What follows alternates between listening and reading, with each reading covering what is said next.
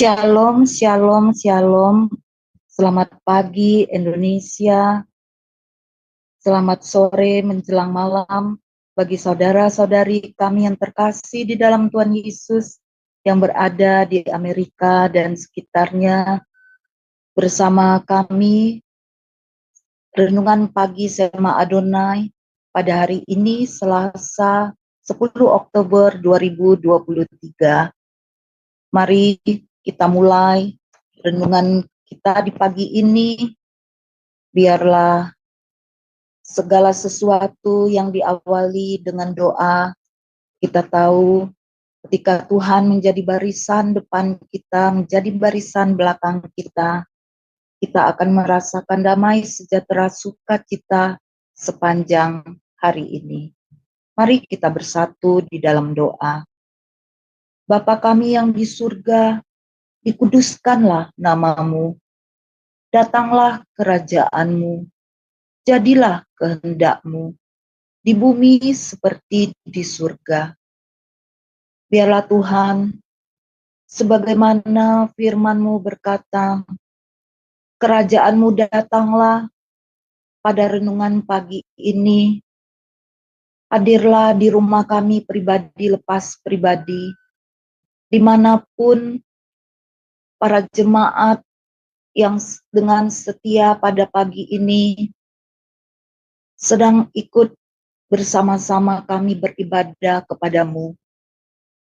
Dari awal, pertengahan, sampai akhir, baik kami yang melayani di mimbar, baik kami yang melayani multimedia, seluruhnya yang juga mendengar di Zoom atau live streaming dimanapun mereka berada, biarlah Engkau yang menjadi tembok berapi bagi kami, kubu pertahanan kami, dan Kau berikan kepada kami selengkap senjata terang, sehingga kami semua ketika kami memuji menyembah-Mu, ketika kami mendengar renungan sharing firman di pagi ini, ketika kami berdoa, kami merasakan hadirat-Mu, Roh Kudus sebagai penghibur penolong, Roh Kudus sebagai penyembuh kami, Roh Kudus sebagai pribadi yang manis, menjamah melawat kami pribadi lepas pribadi,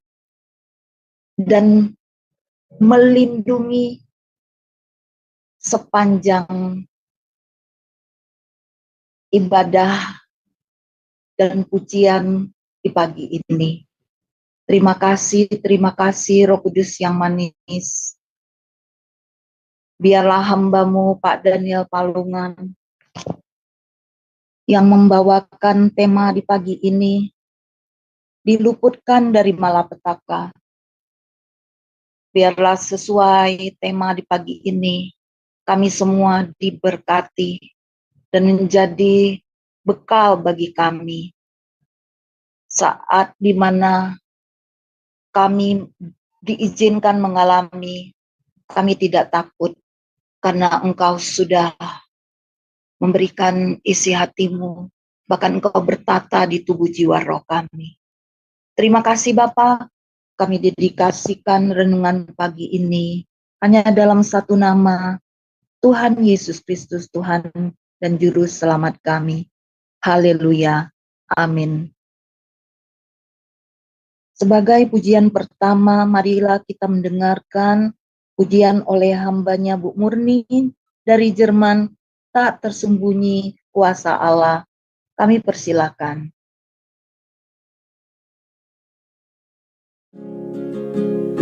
Tangannya terbuka,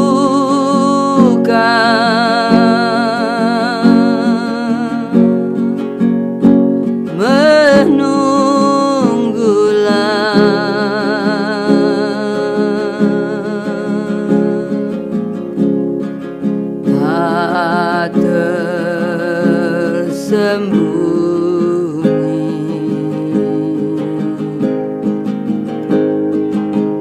kuasa Allah.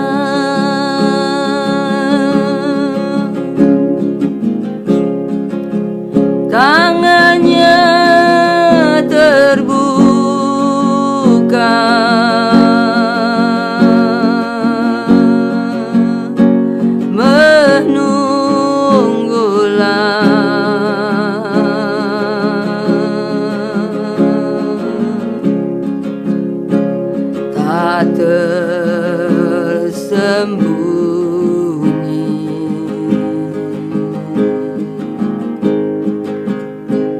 kuasa Allah.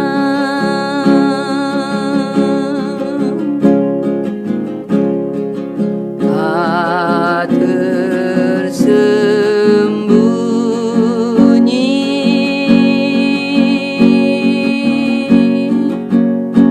kuasa Allah.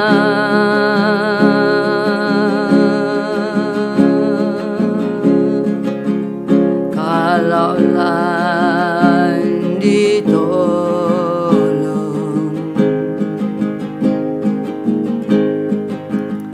saya juga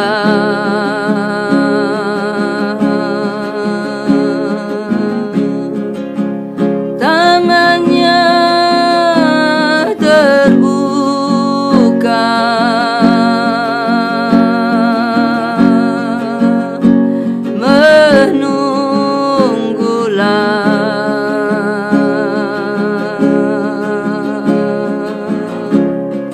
tak tersembunyi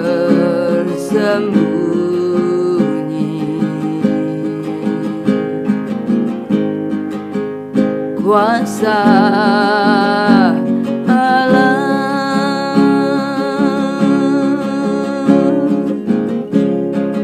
Tak tersembunyi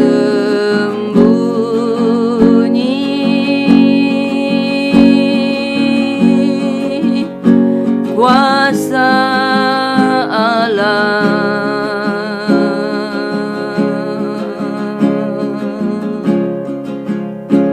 Kalaulah ditolong,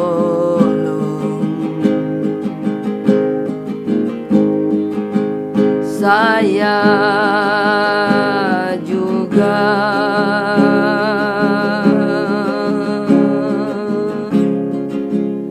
tangannya terbuka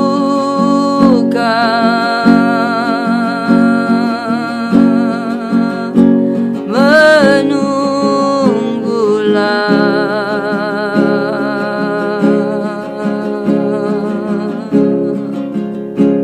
tak tersembunyi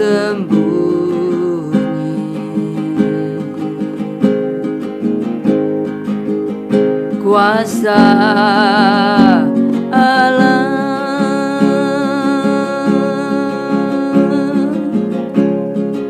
Tak tersembunyi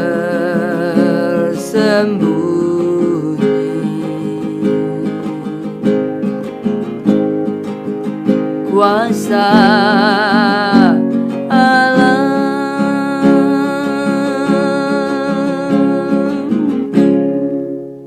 Ya, tak tersembunyi kuasa Allah, karena memang Tuhan begitu mengasihi kita.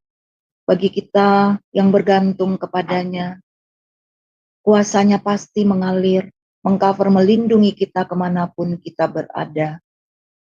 Terima kasih Bu Murni atas pujiannya. Ini tiba waktunya kita mendengarkan kebenaran firman Tuhan yang dibawakan oleh Pak Pendeta Daniel Palungan. Waktu dan tempat kami persilakan. Shalom, selamat pagi saudara-saudara yang terkasih di dalam Tuhan. Selamat bertemu kembali, selamat menikmati berkat Tuhan di pagi yang cerah hari ini. Nah, pagi ini kita akan melanjutkan renungan firman Tuhan dari Mazmur 91. Kita sudah menyelesaikan apa yang terjadi kalau anak-anak Tuhan itu menjadikan Tuhan sebagai tempat perlindungan. Ada 13 akibat kalau saudara dan saya menjadikan Tuhan sebagai tempat perlindungan, dan itu tentu semua merupakan berkat-berkat yang sangat kita rindukan di dalam hidup ini. Ya. Tetapi jangan lupa bahwa Mazmur 91 itu adalah satu bagian Alkitab yang ditulis dengan konstruksi sebab akibat. Ya, jadi konstruksi sebab akibat. Ada yang merupakan sebab, ada yang merupakan akibat.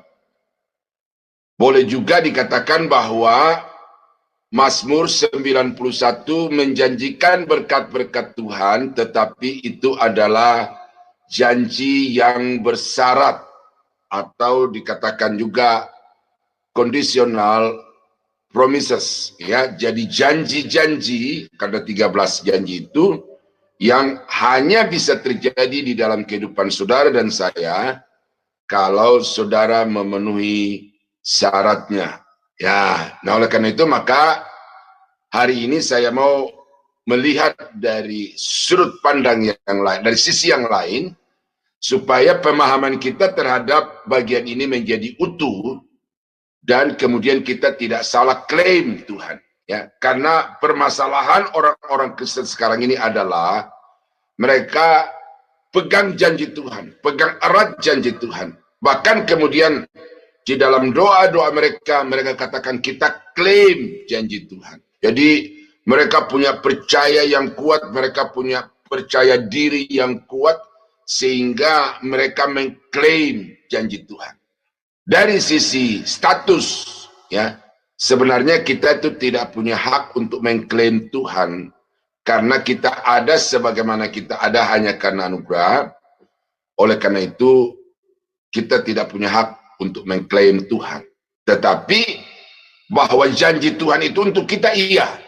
Nah, oleh karena itu maka orang Kristen perlu sadar bahwa janji-janji Tuhan itu memang ada yang unconditional promise, tetapi ada juga yang secara tegas di dalam Alkitab itu menuntut adanya tanggung jawab. Ada hal-hal yang harus kita kerjakan dan kita lakukan untuk mendapatkan janji-janji itu. Dan sangat disayangkan bahwa Mazmur 91 ini banyak dihotbahkan, banyak dibacakan di gereja-gereja, tetapi kemudian mereka hanya melihat dari sisi yang sudah kita bahas itu. Mereka lupa dari sisi yang akan saya sampaikan pada saat ini. Karena itu maka saya harus menyampaikan ini supaya saudara bisa melihat dari Mazmur 91 ini dari dua sisi sekaligus. Nah, Mazmur 91 ayat 1 sampai 16 itu akan kita bahas, tetapi pokoknya terdapat di dalam ayat yang ke-10 yang berkata bahwa malapetaka tidak akan menimpa kamu dan tulah tidak akan mendekat kepada kemahmu. Nah, ini janji Tuhan. Bahwa Tuhan akan meluputkan umatnya dari malapetaka. Tuhan akan menjauhkan umatnya dari segala tulah, kutukan-kutukan yang dibuat orang, ataupun juga yang karena nenek moyang kita. Ya, ini perlindungan Tuhan. Perlu kita pegang erat. Ya, dan itu sudah terbukti dari ayat 1 sampai 16 yang ada 13 perkara besar yang Tuhan kerjakan di dalam kehidupan kita. Ya, tadi malam saya menonton sebuah YouTube yang sepertinya mempertanyakan Tuhan. Di mana Tuhan ketika bangsa Israel diserang secara membabi buta oleh Hamas pada hari Sabtu itu? Lalu dia menyampaikan dengan segala emosi, ya, menunjukkan rasa simpatinya kepada bangsa Israel, tetapi ada juga semacam tuntutan keraguan terhadap janji Tuhan di dalam firman-Nya terhadap bangsa Israel. Nah, ini perlu kita lihat hati-hati, saudara, jangan sampai kemudian kita langsung mempersalahkan Tuhan, tetapi kita tidak melihat apa yang menjadi tanggung jawab kita. Nah, tema kita adalah, judul kita adalah orang yang diluputkan dari malapetaka. Nah, di dalam Mazmur 91 ada berbagai malapetaka yang didaftar. Yang pertama adalah jerat penangkap burung. Nah ini. Jadi ada pancingan, ada sesuatu yang enak, tetapi tanpa sadar membawa kita kepada satu keadaan yang kita tidak bisa luput lagi dari masalah itu. Nih, penyakit sampar, penyakit menular yang melanda dunia, seperti flu Spanyol, seperti corona. Ya. Ini penyakit atau ya bukti-bukti di dalam sejarah bagaimana penyakit sampar itu telah menjadi wabah yang menghilangkan begitu banyak nyawa manusia. Kedahsyatan malam, kuasa-kuasa jahat yang setiap saat mengintai umat manusia, orang-orang, khususnya orang-orang percaya. Panah yang terbang di waktu siang, serangan-serangan dari musuh kita, baik musuh kegelapan maupun musuh-musuh biasa, ya, seperti yang tadi dimintakan oleh seorang ibu, bagaimana di Kalimantan secara sosial sedang bergejolak juga.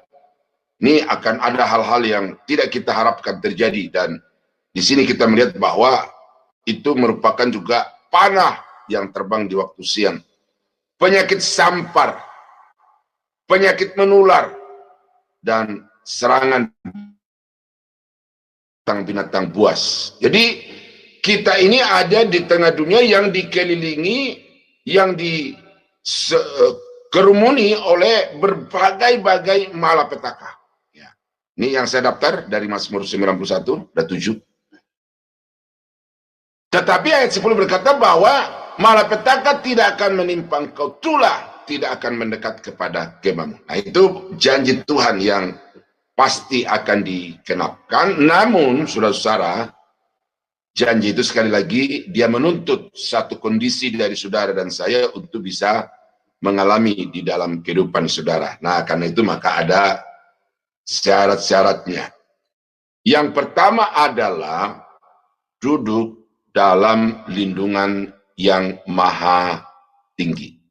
Ya, orang yang duduk dalam lindungan yang maha tinggi dan bermalam dalam naungan yang maha kuasa. Ini terjemahan secara puitis, ya, bahwa orang yang duduk di dalam lindungan yang maha tinggi dan bermalam. Nah, apa duduk dan bermalam itu? Saya baca dari King James itu tidak ada itu duduk dan diam, tetapi yang ada adalah diam. He who dwells in the sacred place of the Most High shall abide under the shadow of the Almighty. Jadi dia yang duduk di tempat yang tersembunyi atau tempat yang rahasia dari yang maha tinggi akan terlindung di bawah naungan yang maha kuasa. Nah, jadi tekanannya di sini adalah diam di dalam Tuhan. Nah, apa arti diam di dalam Tuhan itu? Ini yang saya mau supaya saudara paham. Karena terlalu banyak orang Kristen itu yang mengklaim diri, saya ini anak Tuhan, saya ini hamba Tuhan, saya ini pemilik surga. Apakah segampang itu, saudara? Kalau kita bicara tentang anugerah, jelas itu begitu gampang. Tetapi masalahnya apakah anugerah itu sudah ada di dalam kehidupan saudara dan saya, kehidupan orang-orang Kristen pada umumnya. Nah, karena itu maka di sini dituntut adanya satu komitmen, tekad yang terus-menerus di maintains, ya, supaya kita senantiasa ada di dalam Tuhan. Ya. Tinggal di dalam agama, yaitu kita bisa temukan sekarang ini. Ada teman saya, ya, tapi ini bukan hanya satu suku, tapi ini semua suku-suku Kristen di Indonesia ya sama aja. Cuma kebetulan cerita terbaru itu yang saya dapatkan dari teman saya orang Ambon, cerita-cerita tentang keadaan orang Ambon, lalu dia berkata, Pak Pendeta, orang Ambon itu begitu percaya kepada Tuhan. Secara liturgis, secara seremonial, orang Ambon itu begitu percaya adanya Tuhan. Tetapi yang sangat disayangkan adalah orang Ambon tidak takut kepada Tuhan. Nah, murid saya orang Nias banyak. Dan dia cerita, justru kadang-kadang kalau di HKBP namanya sintua-sintua, di gereja BNKP itu adalah praktisi-praktisi pedukunan. Mereka tinggal di dalam kekristenan, iya, gitu loh. Toraja juga begitu, ya, supaya adil nih, bukan menjelekkan satu suku, tetapi ini satu fakta secara kekristenan bahwa di Indonesia itu sudah begitu banyak daerah-daerah Kristen, tetapi sangat disayangkan bahwa mereka tidak menunjukkan satu kehidupan yang disebut sebagai tinggal di dalam Tuhan. Jadi tidak gampang pindah agama. Untuk perang demi agama, mereka itu siap. Sama seperti di Israel sekarang ini, ya, orang selalu mengkaitkan dengan agama. Nah, lalu ada juga orang-orang yang tinggal di dalam gereja. Begitu setia gereja, pagi, sore, siang, malam bergereja. Tetapi kemudian fanatik gereja. Tidak mau bergereja, bersekutu dengan orang-orang dari gereja yang lain. Ini saya alami, saudara, saya merintis di perkampungan orang-orang Muslim. Ya, itu dulu saya tinggal taruh nyawa saja, karena serangan demi serangan itu diadili sampai ke kelurahan. Saya tinggal tunggu saja nyawa melayang. Itu begitu lingkungannya, begitu. Ada beberapa orang-orang Kristen yang tinggal dan yang ngontrak. Saya datangi, saya ajak. Bahkan di depan rumah saya berhadapan langsung dengan rumah yang saya pakai untuk ibadah itu, suaminya orang Kristen, istrinya dan anak-anaknya Islam. Lalu kepada bapak ini saya ajak, Pak, untuk apa bapak pergi jauh-jauh beribadah di Lebak Bulus dari Ciledug? Bapak berapa biaya yang bapak, berapa waktu yang bapak habiskan? Depan rumah ini, mari Pak, kita bersama-sama bersekutu supaya lingkungan kita tahu bahwa Tuhan kita itu ada gitu. Kita ada sebagai anak Tuhan. Tapi apa yang dia bilang? Dia berkata, ya Pak Pendeta, kita kan sudah masing-masing punya kandang. Tuh. Tetapi ya nggak gereja juga sebenarnya. Jadi ini yang saya katakan orang-orang yang tinggal di dalam gereja. Fanatik gereja. Bahkan kemudian saya melihat ada satu sikap, ya, muka-muka masam, ya, saya harap sudah mengerti ini muka-muka masam itu yang kalau dia melihat orang dari gereja yang lain, tidak begitu sejahtera hatinya kalau ada orang dari gereja yang lain, karena begitu fanatiknya dengan gerejanya. Ada juga yang orang begitu setia berbakti, setia di gereja, tetapi karena pendetanya. Seperti yang sudah bukan rahasia umum lagi di Indonesia ini dengan satu pendeta tertentu, akhirnya sekarang saya mengambil satu sikap bahwa ya, karena ada satu postingan jemaat yang berkata bahwa karena ini adalah gereja kami dan ini adalah gereja kami, ajaran gereja kami, maka saudara-saudara yang bukan ini, jangan mengganggu kami gitu. Jadi akhirnya saya berpikir, oh ternyata orang itu sudah mengembangkan satu dogma sendiri dan itu sudah sejahtera dengan itu. Nah, jadi begitu fanatik dengan pendetanya, dengan pimpinannya, sehingga tidak lagi membuka ruang untuk mencari kebenaran sejati itu. Nah, jadi saudara-saudara, ini saya uraikan ini sedikit agak panjang untuk saudara bisa melihat bahwa tinggal di dalam agama Kristen, menjadi anggota gereja yang loyal, kemudian menimbulkan fanatisme denominasi, fanatisme pendeta, itu tidak identik dengan tinggal di dalam Tuhan. Tetapi tinggal dalam Tuhan adalah membangun satu kehidupan yang sesuai dengan karakternya Tuhan, sehingga kita layak untuk disebut sebagai anak-anak Allah. Saudara belum bisa disebut sebagai anak-anak Allah kalau karakter saudara itu bertentangan dengan karakter Allah yang saudara klaim sebagai Bapa, sebagai Tuhan dan sesembahan saudara itu. Nah, oleh karena itu, kata tinggal di dalam Tuhan di sini adalah orang-orang yang memiliki satu kehidupan yang benar, memiliki satu gaya hidup yang sesuai dengan karakter Tuhan, dan salah satu yang Tuhan ajarkan di dalam Alkitab itu adalah bagaimana kita mengasihi sebagaimana Bapa mengasihi kita. Nah, tetapi kalau saudara fanatik gereja, fanatik pendeta, ya, dan kemudian saudara melakukan hal-hal yang tidak sesuai dengan apa yang dikatakan di dalam Alkitab, itu berarti saudara tinggal dalam gereja tetapi tidak tinggal di dalam Tuhan. Nah, yang Tuhan minta dari kita untuk bisa mengalami perlindungan dan diluputkan dari malapetaka adalah jadilah orang Kristen yang tinggal di dalam Tuhan. Mazmur 37, 39, 40. Orang-orang benar diselamatkan oleh Tuhan. Nah, lihat ini, orang benar ini. Ia adalah tempat perlindungan mereka pada waktu kesesakan. Nah, jadi apa yang dimaksud dengan tinggal dalam Tuhan itu? Ini di sini. Hidup di dalam kebenaran. Hidup di dalam kasih.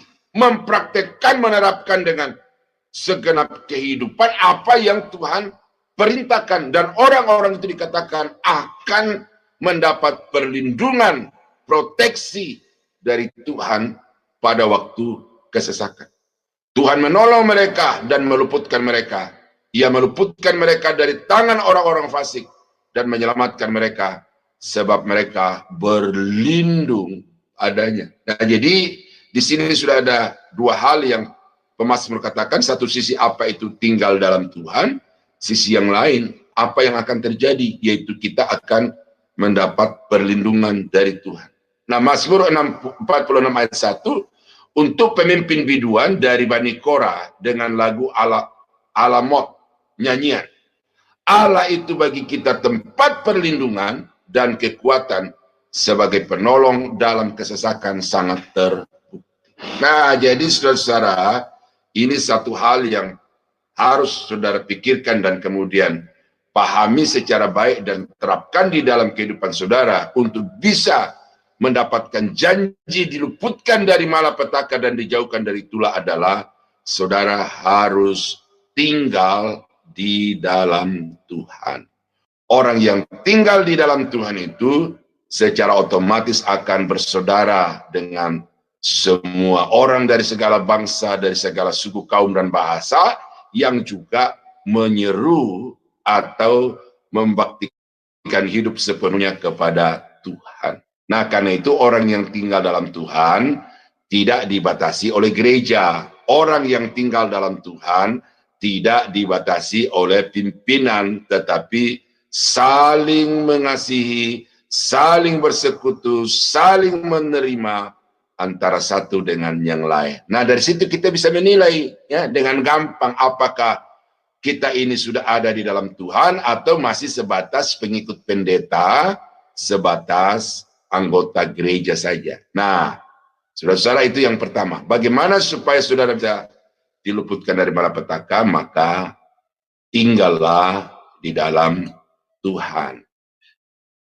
Nah, yang kedua, syaratnya untuk saudara bisa diluputkan dari malapetaka atau kemudian mendapatkan 13 poin janji Tuhan di dalam Mazmur 91 ini adalah hatinya melekat kepada Tuhan di dalam ayat yang ke-14 bagian A.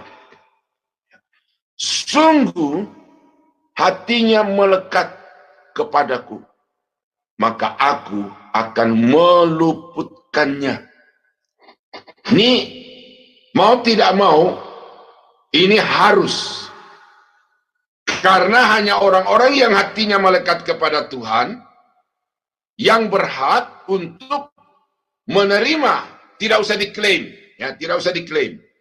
Dengan sendirinya Tuhan yang berjanji, Tuhan yang setia dan Tuhan yang Maha Kuasa, ya, akan melakukan semua janji-janjinya itu kepada saudara kalau saudara memiliki hati yang secara terus-menerus melekat kepada Tuhan. Dia Allah yang Maha Kudus. Dia tidak mungkin berdusta, tidak mungkin ingkar janji. Jadi orang-orang yang mengklaim janji Tuhan itu, ya, kata-kata klaim keluar dari mulutnya itu tidak pantas itu. Karena sebenarnya yang perlu dipikirkan adalah apakah saya ini sudah memenuhi kondisi-kondisi yang ditetapkan Tuhan atau tidak. Karena Tuhan tidak mungkin berdusta, Tuhan tidak mungkin lalai, dia pasti akan menggenapi semua janjinya. Karena itu rubah kata klaim Tuhan menjadi koreksi diri. Apa kekuranganku? Apa kesalahanku sehingga Tuhan belum menggenapkan janjinya di dalam hidup? Ya, ini perlu, saudara.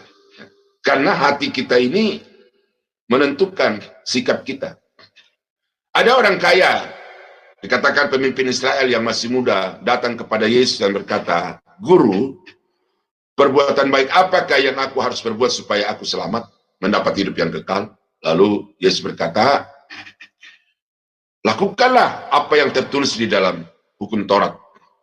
Lalu pemuda itu berkata, "Guru, sejak kecil aku sudah melakukan semuanya itu." Lalu, oke, kalau begitu satu hal lagi yang harus kau lakukan supaya engkau selamat. Pergi, jual segala hartamu, bagi-bagikan kepada orang miskin, dan ikutlah aku. Wah, ini ketika orang muda ini mendengar apa yang dikatakan Yesus itu, dia memahaminya secara letterlek. Karena memang dia tidak memahami tentang perkara-perkara rohani yang disebutkan oleh Yesus. Lalu apa reaksi pemuda ini ketika Yesus mengatakan, "Jual segala hartamu, bagikan orang miskin, lalu ikutlah aku." Dikatakan, pemuda itu pergi dengan sedih hati. Ya, pemuda itu pergi dengan sedih hati oleh karena banyak hartanya. Yesus berkata, di mana hartamu berada, di situ hatimu berada. Jadi bagaimana hati saudara ini? Yang melekat di hati itu harta atau Tuhan? Yang bertakhta di hati itu harta atau Tuhan? Hati saudara itu melekat kepada harta atau melekat kepada Tuhan? Selama harta menguasai hati saudara dan hati saudara terpikat oleh harta, maka saudara tidak punya hak untuk mendapatkan perlindungan Tuhan. Ini saya bicara hitam putih saja. Dan bukankah sekarang ini banyak orang Kristen yang datang kepada Tuhan, ke gereja maksud saya, ya, Tuhan, justru hanya untuk mencari berkat-berkat. Maka gereja yang laku di Indonesia adalah gereja yang menjual berkat. Dihadiri oleh ribuan, puluhan ribu, bahkan ratusan ribu. Karena berkat kesembuhan, mujizat, berkat-berkat materi. Lalu tanpa disadari, jemaat itu telah mendewakan pendeta yang bisa memberikan itu kepada mereka. Ini pelanggaran-pelanggaran yang kasat mata tetapi tidak disadari oleh banyak orang Kristen. Bahwa orang Kristen sekarang itu lebih termotivasi untuk mendapatkan berkat daripada Tuhan itu sendiri.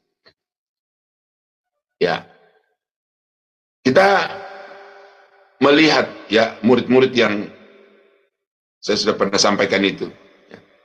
Mereka menjala ikan begitu banyak, tetapi sesudah mereka menjala ikan itu ke darat, dikatakan mereka meninggalkan segala sesuatu lalu mengikut Yesus. Oh, saya belum khotbahkan di sini, satu bahkan di onsite di satu gereja. Nah, nanti saya akan sampaikan ini. Jadi murid-murid ini tahu mana yang benar. Bahwa berkat itu bukanlah yang utama, tetapi Tuhan sebagai pemberi berkat itu yang utama. Karena itu Petrus dan teman-temannya di dalam Lukas pasal 5 itu meninggalkan segala sesuatu lalu mengiring Tuhan. Bukan mencari Tuhan untuk mendapatkan segala sesuatu. Itu yang salah di dalam kehidupan orang-orang Kristen sekarang ini. Dan pelayanan pendeta-pendeta juga itu sudah begitu arahnya. Ya, dalam Alkitab dikatakan nabi-nabi, imam-imam Israel itu kalau ada yang dikunyah mulut, maka mereka berkata, damai sejahtera, damai sejahtera. Tetapi kalau mereka melayani di tempat-tempat yang tidak mendapatkan apa-apa, maka imam-imam nabi-nabi Israel itu berkata, kutuk perang. Tuh. Jadi sejak zaman Alkitab sampai sekarang dan di masa yang akan datang akan terjadi lagi, bahwa orang-orang itu akan termotivasi dengan hal-hal yang bersifat materialistik. Mereka menjadikan Tuhan itu sebagai tameng. Mereka menjadikan pelayanan sebagai satu package, tetapi isinya adalah materi.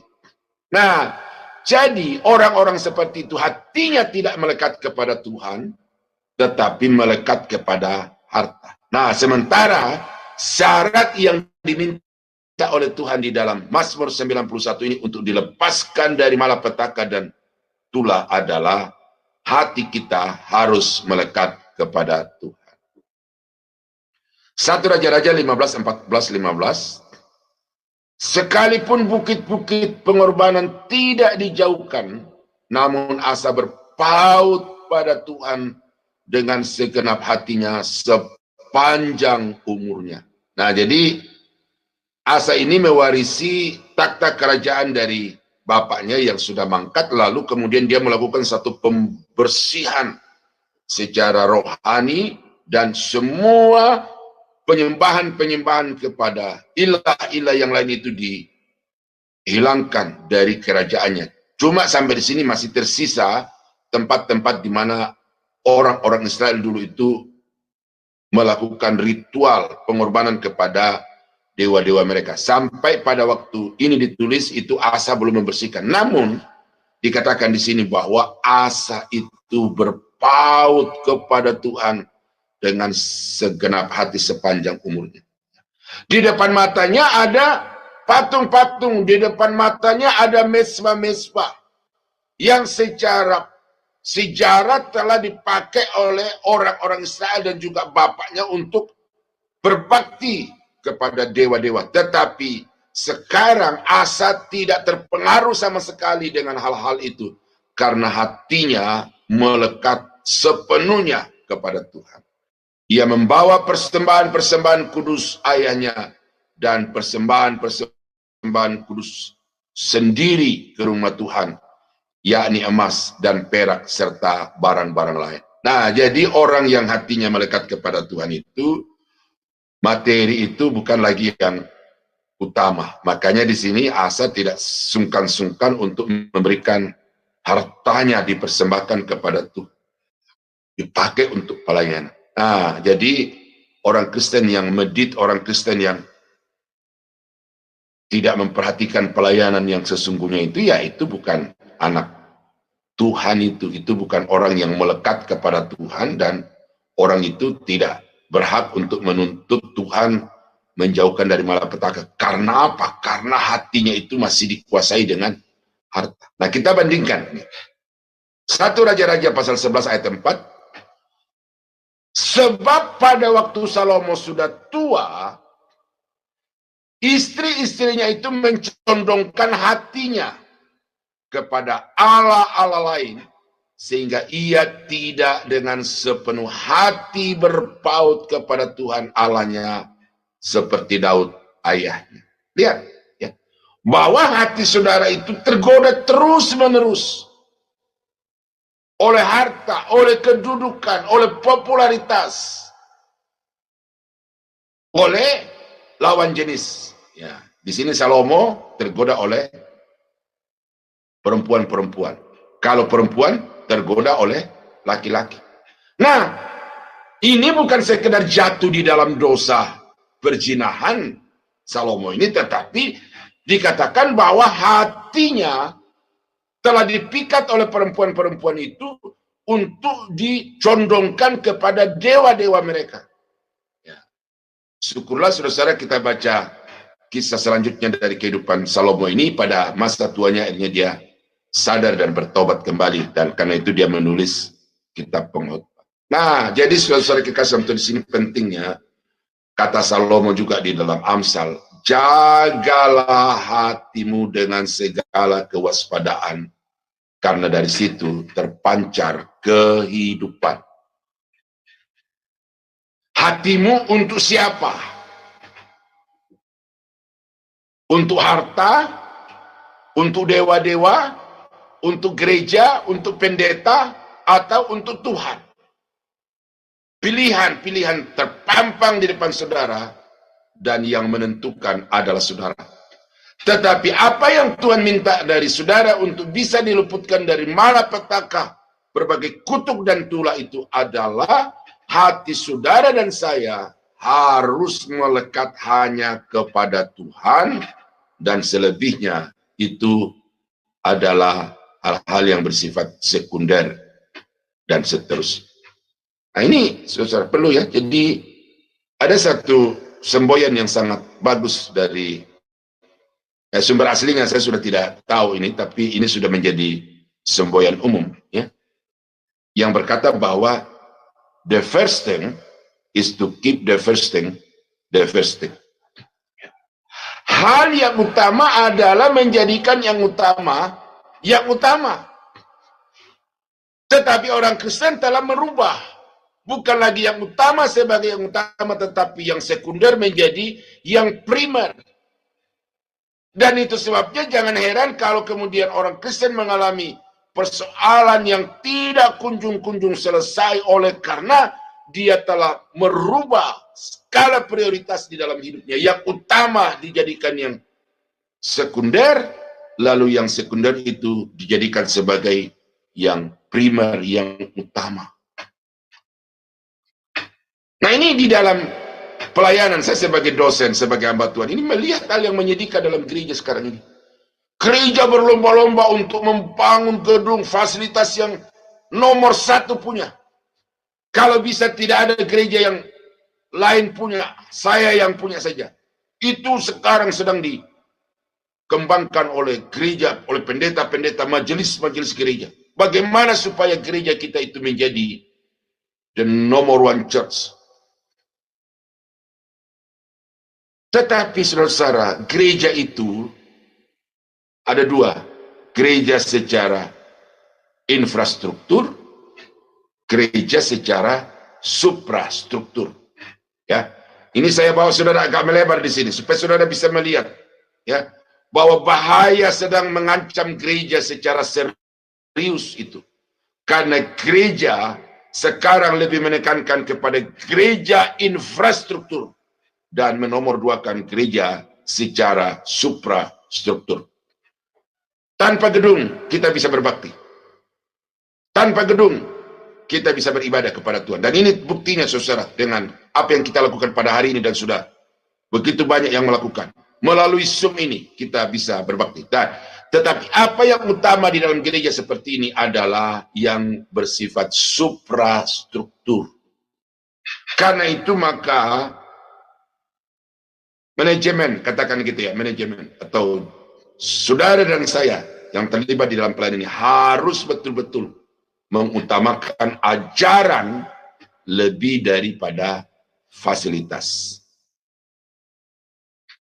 Ya, ini luas implikasinya, tetapi saya hanya mau tekankan di sini saudara, bahwa kadang-kadang hati kita itu bergeser, ya, dan hati-hati, karena hanya orang yang hatinya tetap melekat kepada Tuhan, orang itu yang akan mendapatkan perlindungan dari malapetaka dan berbagai kutuk dan tulah.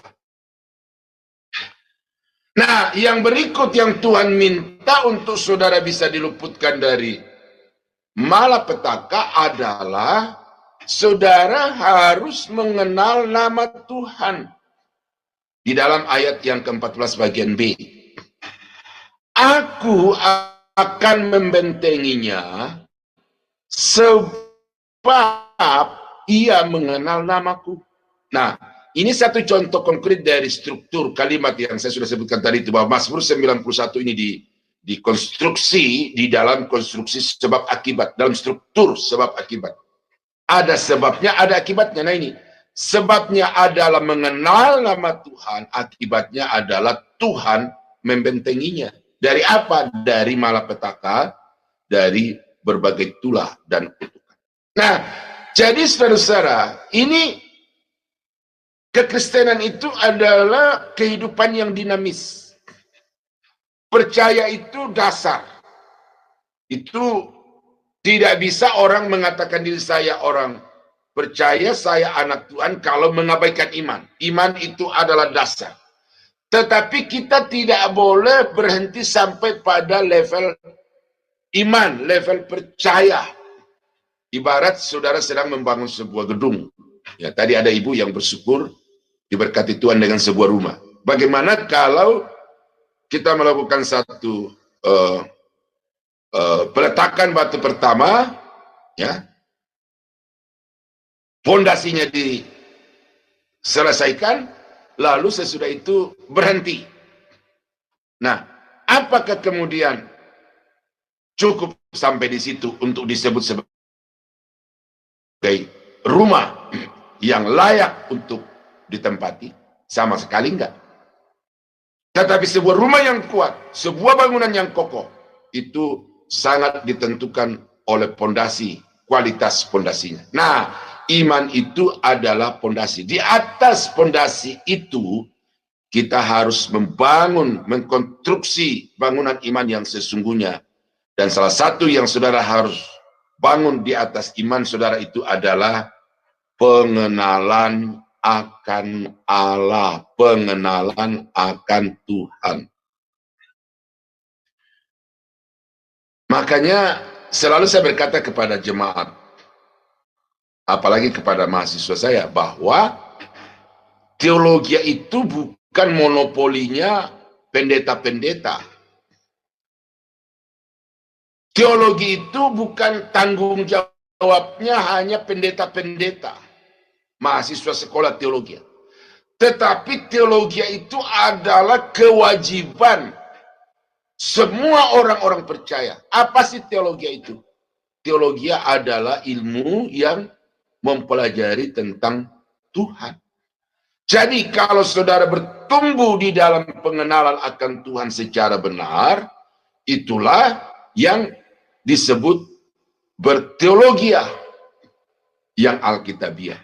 Makanya moto dari channel saya, Sola Scriptura, itu adalah membangun jemaat yang bertumbuh dewasa di dalam pengenalan akan Allah berdasarkan Alkitab. Itu komitmen saya di dalam pelayanan. Karena itu saya, ketika saya menyampaikan firman Tuhan seperti ini kepada Bapak Ibu, tidak lompat-lompat. Ya, saya bahas setiap bagian itu secara tuntas, detail, untuk menyampaikan apa yang menjadi isi hati Tuhan di dalamnya. Karena pendeta-pendeta yang lompat dari satu ayat ke ayat yang lain itu, saya bisa prediksi dan saya bisa temukan di dalam pengajaran saya bahwa sebenarnya orang-orang itu sedang mempergunakan ayat-ayat Alkitab untuk melakukan pembenaran terhadap pikirannya sendiri. Nah, jadi berteologi itu adalah tanggung jawab saudara. Tanggung jawab saya sebagai gembala, sebagai pendeta, sebagai guru, untuk mengajarkan teologi yang benar supaya saudara bisa bertumbuh di dalam pengenalan akan Tuhan secara benar. Nah, pengenalan akan Tuhan ini merupakan syarat untuk saudara bisa dilindungi dari malapetaka. Hosea 4 ayat 6. Umatku binasa karena tidak mengenal Allah. Ya, Tuhan tidak berkata karena tidak percaya kepada Yahweh, Allahnya Abraham, Ishak dan Yakub. Ya, orang Israel itu sangat-sangat fanatik dengan Allahnya Abraham, Ishak dan Yakub. Tetapi yang menjadi kekurangan dan yang dicelah oleh Tuhan bagi mereka adalah mereka tidak mengenal Allahnya Abraham, Ishak dan Yakub. Nah, siapa yang menyebabkan itu terjadi? Engkau, karena engkaulah yang menolak pengenalan itu, maka aku menolak engkau menjadi imamku. Artinya apa di sini? Bahwa imam-imam Israel itu telah melakukan satu kecerobohan yang sangat fatal, sehingga mereka tidak lagi mengajarkan Tuhan itu secara benar, tidak lagi memperkenalkan Tuhan itu secara benar kepada umat Israel. Makanya selalu saya katakan juga kepada murid-murid saya di dalam ilmu berkhotbah, bahwa berkhotbah adalah memperkenalkan Tuhan. Ya. Jadi pengkhotbah yang gagal untuk memperkenalkan Tuhan kepada bangsa, kepada jemaat yang dilayani, itu berarti pendeta yang gagal. Nah, Israel gagal di dalam pengenalan akan Allah karena imam-imam mengabaikan tanggung jawab itu. Ini menjadi sesuatu yang menginspirasi tetapi juga sekaligus mengwarning saya supaya di dalam saya melayani Tuhan itu tidak asal berdiri tetapi betul-betul mempersiapkan diri secara baik. Dan karena engkau melupakan pengajaran Allahmu, lihat, karena engkau melupakan pengajaran Allahmu, maka aku juga akan melupakan anak-anakmu. Hosea 6 ayat 6, sebab aku menyukai kasih setia dan bukan korban sembelihan, aku menyukai pengenalan akan Allah lebih daripada korban-korban bakaran. Saudara memberi, ya, mensupport, ya, saya sungguh bersyukur melalui channel ini saya diberkati juga untuk ponakan saya, gitu ya. Tetapi ternyata kalau dikomparasikan antara satu tindakan dengan tindakan yang lain dalam hubungan saudara dengan Tuhan, memberi itu belum tentu menyenangkan Tuhan. Royal kepada sesama anak Tuhan itu belum tentu menyenangkan Tuhan. Atau bukan yang utama yang menyenangkan Tuhan. Karena yang menyenangkan Tuhan itu dikatakan mengenal akan Tuhan itu melebihi korban-korban bakaran. Nah, karena itu saya menghimbau supaya saudara-saudara, ya katakanlah ini majelis gereja online ini, supaya di dalam mencari pengkhotbah itu cari betul-betul pengkhotbah yang dapat mengajarkan Alkitab itu secara benar, sehingga saudara dapat dituntun untuk bertumbuh di dalam pengenalan akan Tuhan secara benar. Itu yang ketiga. Lalu yang keempat, orang percaya atau anak-anak Tuhan yang diluputkan dari malapetaka, ayat yang ke-10 itu adalah hidup dalam doa. Ayat yang ke-15. Bila ia berseru, aku akan menjawab. Kalau engkau tidak berseru, kalau engkau tidak berdoa, maka tidak akan ada jawaban. Nah, ini kata bila ini. Jika. Maka di sini ada maka. Jadi konstruksinya jelas. Ada sebab, ada akibat. Saudara akan mendapatkan perlindungan, keluputan dari malapetaka kalau saudara hidup di dalam doa, berseru kepada Tuhan. Nah, doa itu kadang-kadang dimaknai oleh orang-orang percaya hanya sebagai meminta. Tuhan, saya butuh perlindungan ini karena ada gejolak sosial. Untuk menjawab ibu tadi. Tuhan, anak saya tidak kerja, butuh rumah, butuh pekerjaan. Nah, jadi kalau ada kebutuhan-kebutuhan seperti itu, kita berdoa. Itu betul, itu 100% betul. Tetapi doa itu bukan sekedar meminta, tetapi doa juga adalah hubungan. Doa juga adalah komunikasi. Doa juga adalah ketergantungan. Ya, saya harap saudara mengerti apa yang saya maksud. Doa adalah hubungan. Doa adalah komunikasi. Doa adalah ketergantungan. Bahwa kalau saya tidak lagi menggantungkan hidup saya kepada Tuhan, maka celaka hidup. Ya. Kemarin saya melayani, lalu bincang-bincang dengan mantan-mantan pengguna narkoba. Mereka katakan, aduh, kalau kita sudah waktunya tetapi kita tidak ada itu barang, aduh, itu serba salah di dalam hidup ini. Mau ngamuk, mau marah, ya, bahkan melukai diri sendiri pun sudah tidak sadar. oleh karena kita sudah begitu ketergantungan kepada barang itu. Nah, jadi itu saya angkat sebagai satu perbandingan. Orang yang tergantung kepada Tuhan itu akan serba salah hidupnya kalau dia tidak lagi bergantung kepada Tuhan. Nah, oleh karena itu maka doa itu mungkin kalau kita istilahkan itu sarapan pagi, makan siang, makan malam. Tanpa doa kekristenan tidak ada kehidupan. Nah, oleh karena itu maka ada yang mengatakan doa adalah nafas kehidupan. Itu betul. Nah, karena itu maka di sini saudara harus menjadikan doa itu sebagai satu gaya hidup. Doa tidak harus 2-3 jam. Doa tidak harus dalam satu ruangan. Doa tidak harus di dalam satu sikap tertentu, berlutut atau tertelungkup seperti gaya doanya orang Israel, tetapi doa itu adalah bagaimana hubungan kita di dalam roh, ya. Allah itu roh dan barang siapa yang menyembah dia harus menyembah di dalam roh dan kebenaran.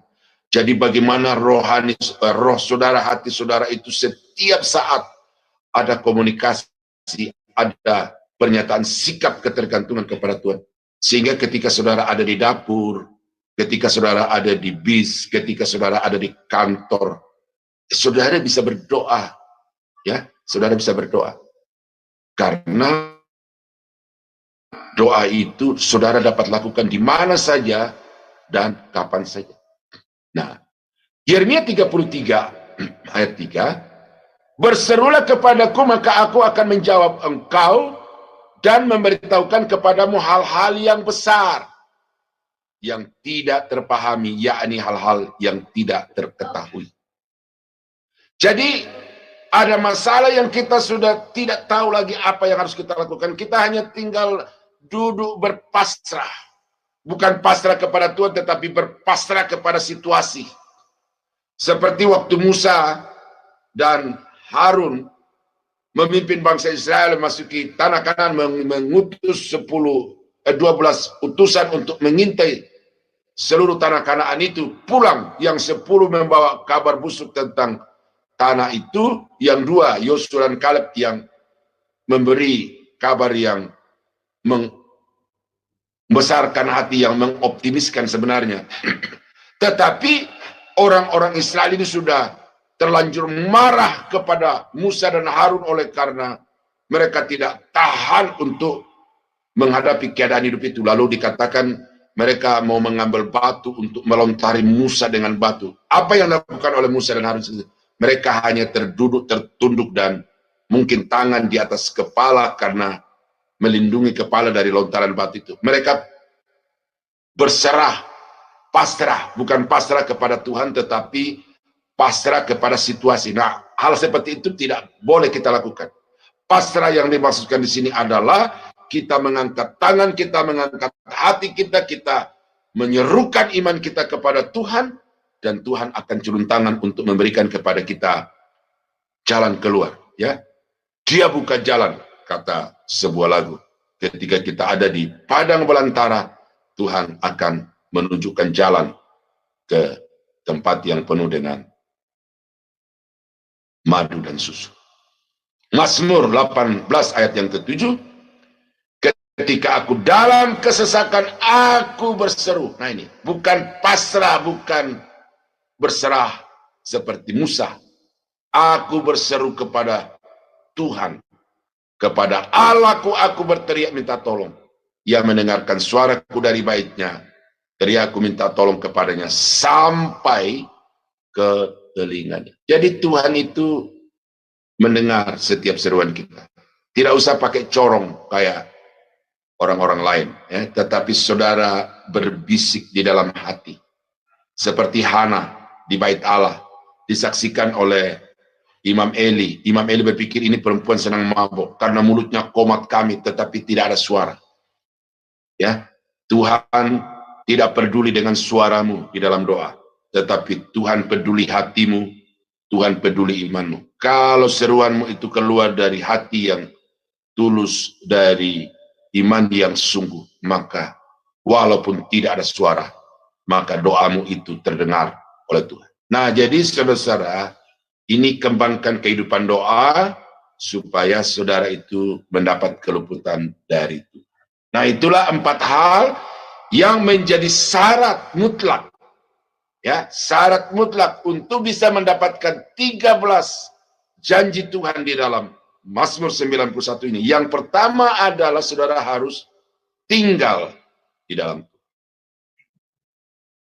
Yang kedua, hati saudara harus melekat kepada Tuhan.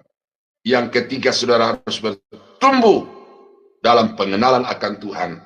Dan yang keempat, saudara harus hidup di dalam doa. Nah, kalau saudara lakukan ini dengan sungguh-sungguh, baru saudara berhak untuk menuntut atau meminta janji-janji Tuhan itu. Jadi orang Kristen jangan hanya melihat dari segi janjinya, tetapi juga dari segi kewajibannya. Nah, puji Tuhan, kiranya renungan pada pagi ini dapat menjadi berkat bagi Bapak Ibu. Mari kita tunduk kepala, kita berdoa.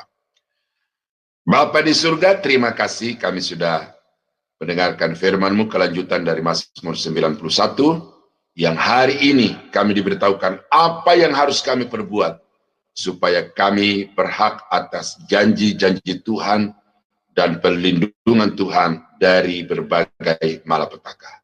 Hamba-Mu sudah menguraikan firman-Mu ini secara sederhana, tetapi kiranya Roh Kudus dapat terus-menerus menerangkan di dalam hati jemaat Tuhan, sehingga dimanapun mereka berada, mereka sadar akan tanggung jawab mereka untuk kemudian meraih janji-janji Tuhan. Terima kasih Bapa, kami berdoa dan menyerahkan firman-Mu ini, juga segenap kehidupan kami ke dalam tangan Tuhan, di dalam nama Yesus Tuhan dan Juru Selamat kami. Haleluya. Amin. Amin. Terima kasih Pak Daniel atas kebenaran firman Tuhan. Sebagai ucapan syukur, kita akan mendengarkan pujian, Aku mengasihi Engkau Yesus.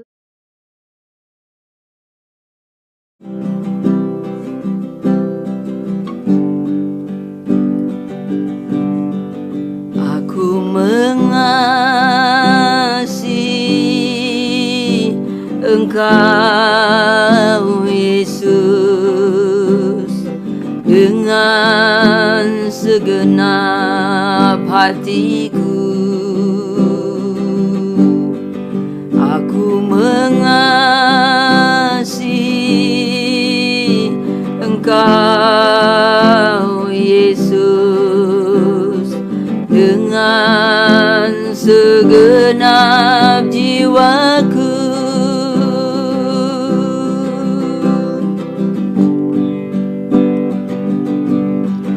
Ku renungkan firman-Mu siang dan malam, ku pegang perintah-Mu dan ku lakukan.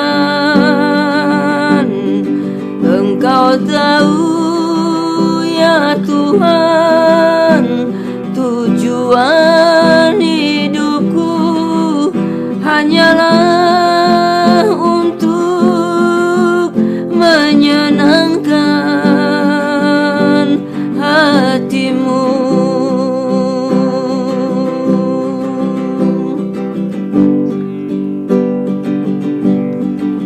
Aku mengasihi Engkau Yesus dengan segenap hatiku. Aku mengasihi Engkau Yesus dengan segenap jiwaku.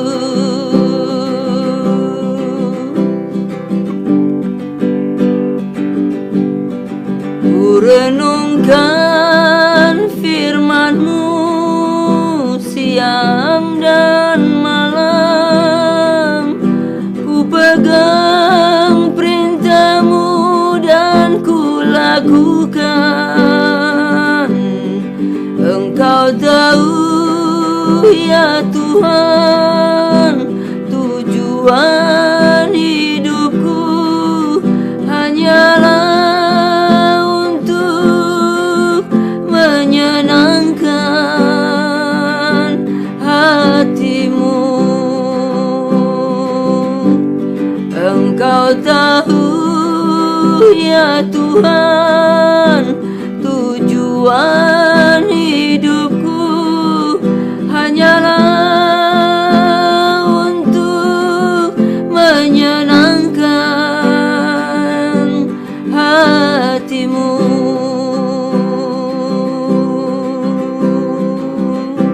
Ibu Murni atas pujiannya.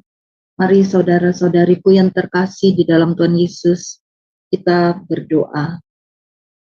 Bapa kami yang di surga, dikuduskanlah namamu, datanglah kerajaanmu, jadilah kehendak-Mu, di bumi seperti di surga. Berilah kami pada hari ini makanan kami yang secukupnya, dan ampunilah kami akan kesalahan kami, seperti kami juga mengampuni orang yang bersalah kepada kami. Dan janganlah membawa kami ke dalam pencobaan, tetapi lepaskanlah kami dari yang jahat. Karena Engkaulah yang punya kerajaan dan kuasa dan kemuliaan, sampai selama-lamanya. Amin. Bapa, kami mengucap syukur atas kebenaran firman-Mu, isi hatimu yang disampaikan oleh hamba-Mu, Pak Daniel, pada pagi ini.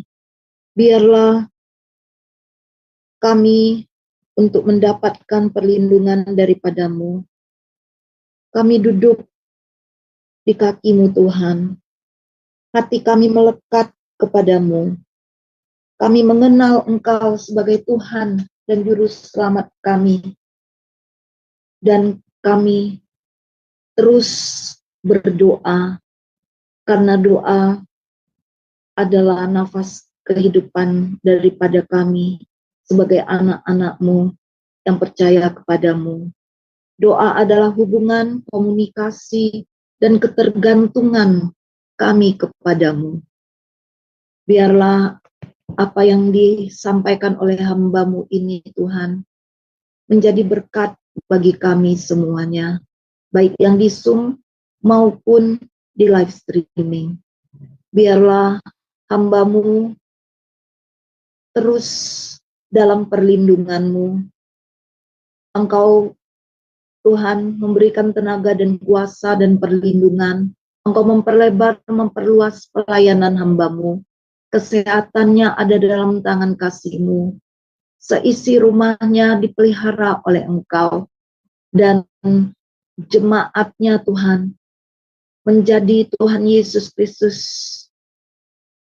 perpanjangan tangan daripada-Mu, karena mereka memiliki hamba-Mu yang melayani, dan biarlah jemaatnya juga, Tuhan, boleh menjadi berkat bagi lingkungan di sekitarnya, dan jemaatnya naik next level untuk bergerak menjadi alat-alat-Mu dimanapun Engkau mengutus mereka.